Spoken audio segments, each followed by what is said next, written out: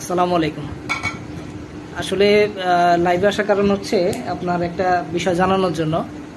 তো আমরা এই যে বাজার থেকে যে তেলটা নিচ্ছি, তো কিছুদিন আগে একটু দাম বাড়ানো হয়েছে। দাম বাড়ানোর সাথে সাথেই আসলে সিন্ডিকেটটা কীভাবে ছড়িয়ে গেছে সেটা আপনাদের একটু দেখানোর জন্য আর কি অভিজ্ঞতা নিলাম। 3টা দোকান ঘুরে 1 লিটার একটা তেল আনলাম বাধ্য হয়ে 200 টাকা দিয়ে, অথচ দাম কিন্তু 175 টাকাই ছিল, গায়ের রেটও ছিল 175 টাকা। তো সিন্ডিকেটটা কীভাবে সেটা বলি। প্রথম দোকানে গেলাম, সেটাতে রূপচাঁদা আপনার 175 টাকা গায়ে লেখা, আমার কাছে চাইলো 200 টাকা। তা আমি জিজ্ঞেস করলাম যে আপনার এখানে তো 175 টাকা, 200 টাকা কেন? সে বললো যে ভাই এটা তো আগে থেকেই জানেনি তো বাংলাদেশের কী অবস্থা, সিন্ডিকেট বেশি দামে কিনতে হয়, বেশি দামে বিকতে হয়, গায়ের রেটে তো আসলে বিক্রি হয় না। আচ্ছা ঠিক আছে, তো আমি নিলাম না, আমি টাকা রিটার্ন নিয়ে চলে আসলাম। আরেকটা দোকানে গেলাম, তো সেখানে এক চাচি ছিল, তো সেখানে দেখলাম হাফ লিটার 110 টাকা। তো ভাবলাম যে তাহলে 1 লিটারটা দেখি কত টাকায়। সে চাইলো 220 টাকা। গায়ের রেটটা তারা ঘষে মানে মুছে ফেলছে আর কি গায়ের রেটটা। তো সেটা নিলাম না, সেটা না নিয়ে আবার একটা পাশের দোকানে গেলাম। তো সেইখান থেকে একটা রূপচাঁদা পেলাম। রূপচাঁদা তো না, রূপচাঁদা চাচাতো ভাই আর কি।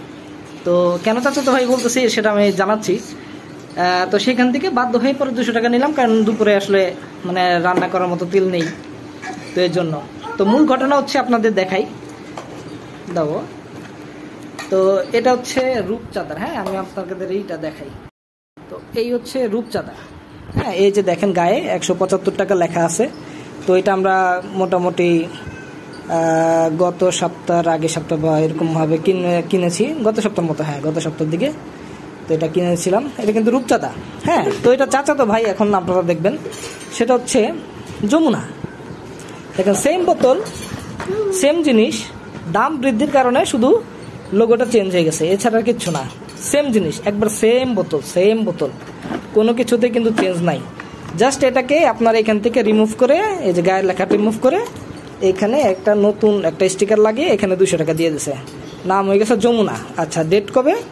ডেটও চেঞ্জ করে দিয়েছে তারা 11/4/2025। ঠিক যখন দামটা বাড়লো সাথে সাথেই তারা রূপচাঁদাকে বানিয়ে ফেললো যমুনা। হ্যাঁ, তো 2 ভাই, তো এখানে আবার 2 মাছ, এখানে আবার 1 মাছ। হ্যাঁ, জাস্ট এত একটা মাছের জন্য একটু তফাৎ আর কি, এখানে যেহেতু 2 মাছ, তো এর জন্য আর কি দামটাও বেশি। হ্যাঁ, এই হচ্ছে বাংলাদেশের অবস্থা। আসলে আমরা কেউই ভালো না, আর কেউ ভালো হতেও পারবো না, ভালো করতেও পারবো না। হ্যাঁ, তো এই হচ্ছে আমাদের বর্তমান পরিস্থিতি।